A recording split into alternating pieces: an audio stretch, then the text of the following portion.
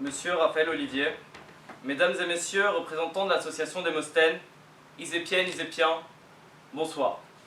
Et bienvenue à ce premier débat de cette soirée d'éloquence, où Monsieur Rosina, devrais-je dire Monsieur Opopo, je ne sais pas, et moi-même, Tristan Edoux, allons vous présenter nos points de vue si différents du respect. Le respect est-il dû ou faut-il le gagner? Question intéressante. Pour ce monsieur, le respect est quelque chose que l'on doit gagner. À cela, je réponds foutaise. Et je veux vous montrer pour quelle raison. Je vous prie de m'excuser. J'ai comme un doute. Que viens-je de faire? Je vous ai tous salués. Je me suis présenté. C'est quelque chose de très intéressant et j'aimerais qu'on l'analyse ensemble. Je ne vous connais pas tous. Et pourtant, je vous fais à tous l'une des marques de politesse et donc de respect les plus courantes, le salut.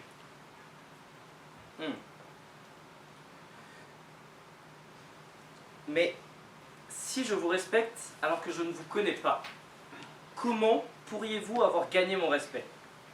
Pour moi, cela est strictement impossible. Seulement,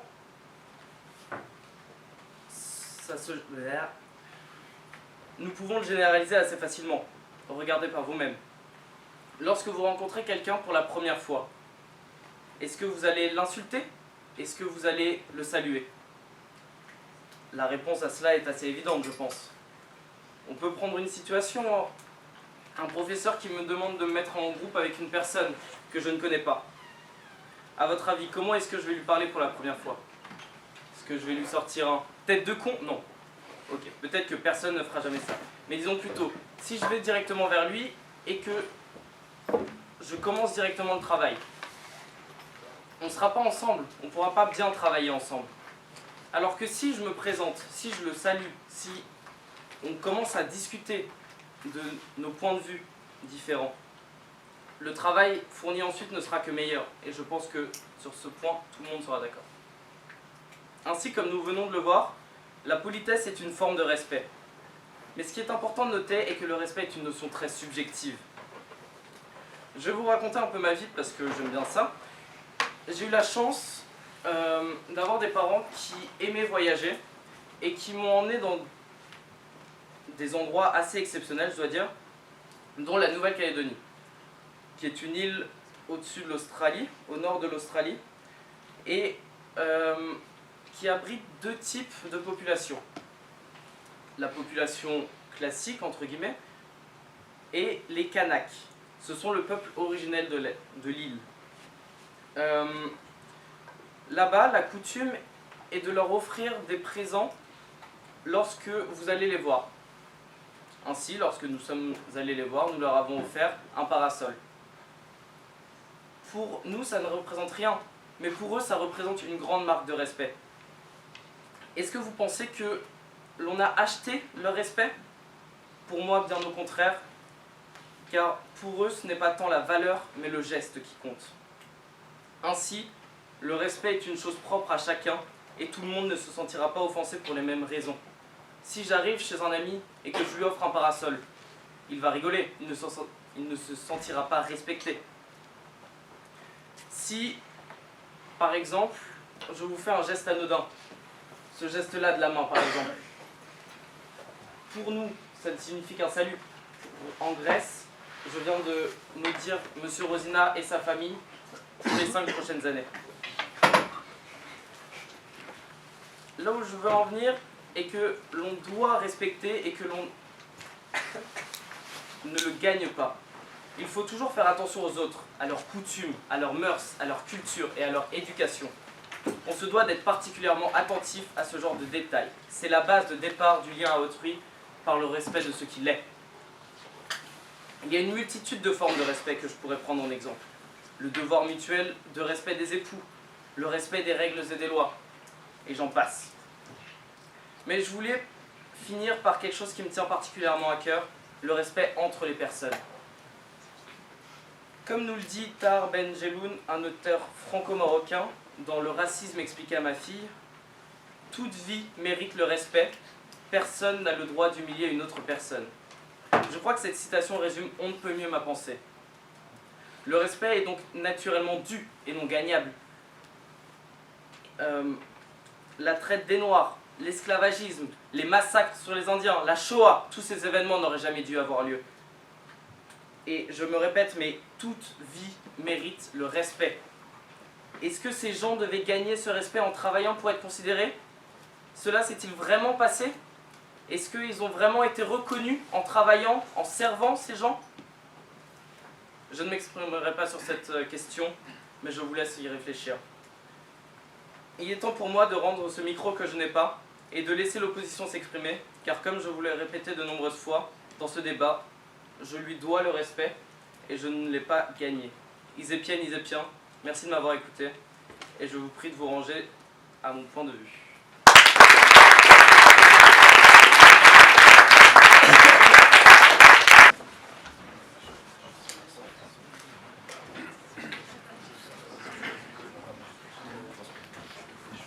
Mesdames et messieurs, bonsoir. Aujourd'hui, je vais m'atteler à un exercice des plus difficiles, celui de comprendre et même d'accepter, d'appliquer à la lettre la vision de respect de Monsieur Edoux. Et pour cela, je vais aller peut-être un petit peu dans l'extrapolation. Et je vais aujourd'hui dire que Monsieur Edoux affirme que le respect est dû à tout le monde. Tout le monde de la même manière. Étudiants, professeurs et même 2000. Il faut respecter autant les gens que les 2000. Vous aimeriez que je respecte autant celui qui m'aide au quotidien que celui qui rit de moi à tout temps. Que mon devoir serait de tous vous respecter, de vous mettre sur un pied d'égalité. Le respect est pourtant une valeur qui me tient à cœur et je n'aimerais pas la gâcher. Je suis forcé d'accorder autant de respect aux féministes militantes qu'aux hommes qui les battent. Je suis forcé d'accepter les idées totalitaires de certains et les idéaux racistes d'autres. Je ne suis pas d'accord. Le respect permet justement de différencier les gens. D'un côté, les gens que l'on admire, que l'on respecte, d'autres personnes qui méritent une part de notre respect, et les autres ne le méritent pas. Respecter tout le monde de la même manière, c'est donner, c'est enlever le respect, le sens, c'est enlever le sens du respect. Il ne devient alors qu'une condition d'ores et déjà validée. Pire encore, le respect prend alors le sens inverse. Au lieu de permettre de différencier les gens, on en vient à les confondre. Prenons un exemple concret.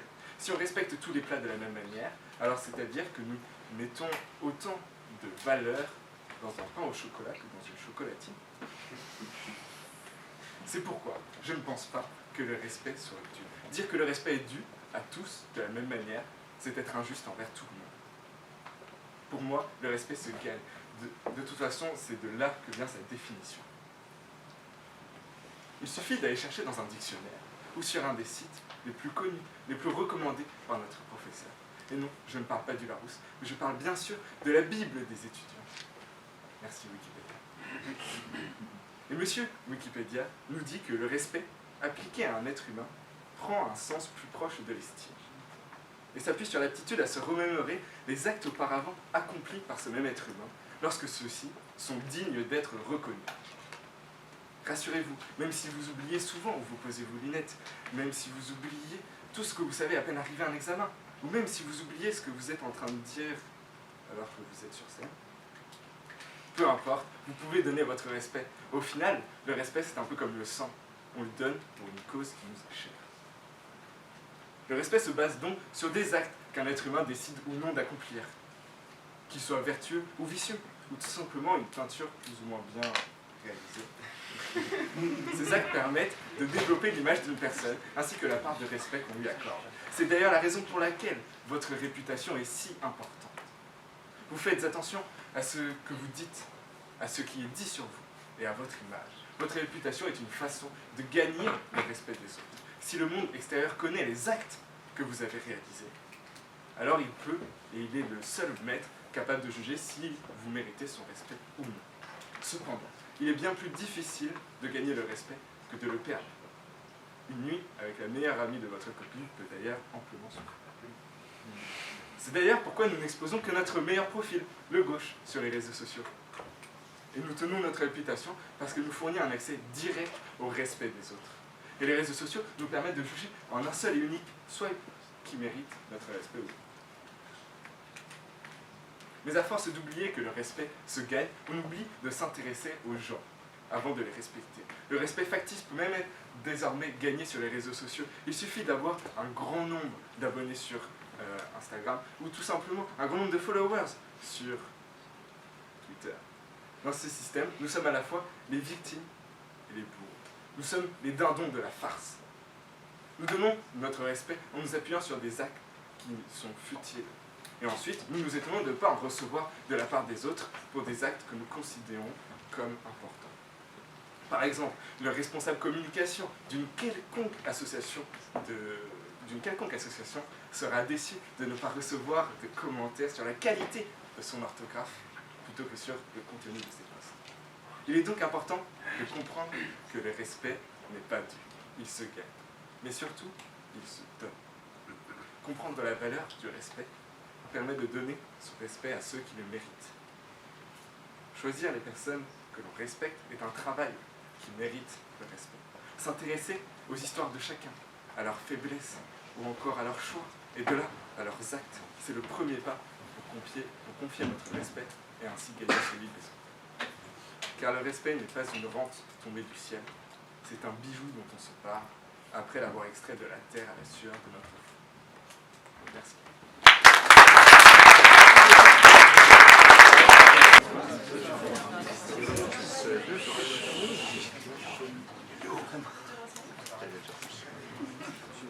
Tout d'abord, j'aimerais vous remercier, monsieur Rosina, pour votre point de vue et cette idée que vous avez du respect.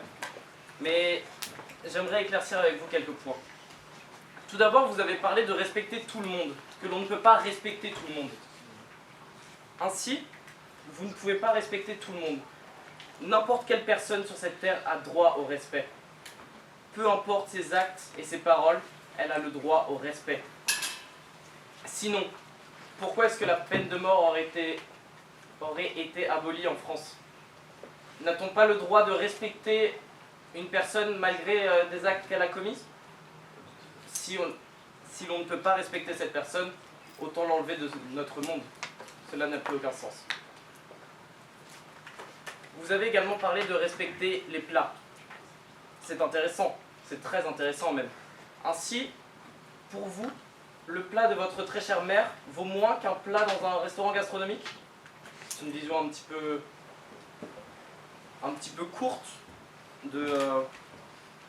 pour votre mère. Je n'ai jamais goûté ces plats, mais j'aimerais beaucoup.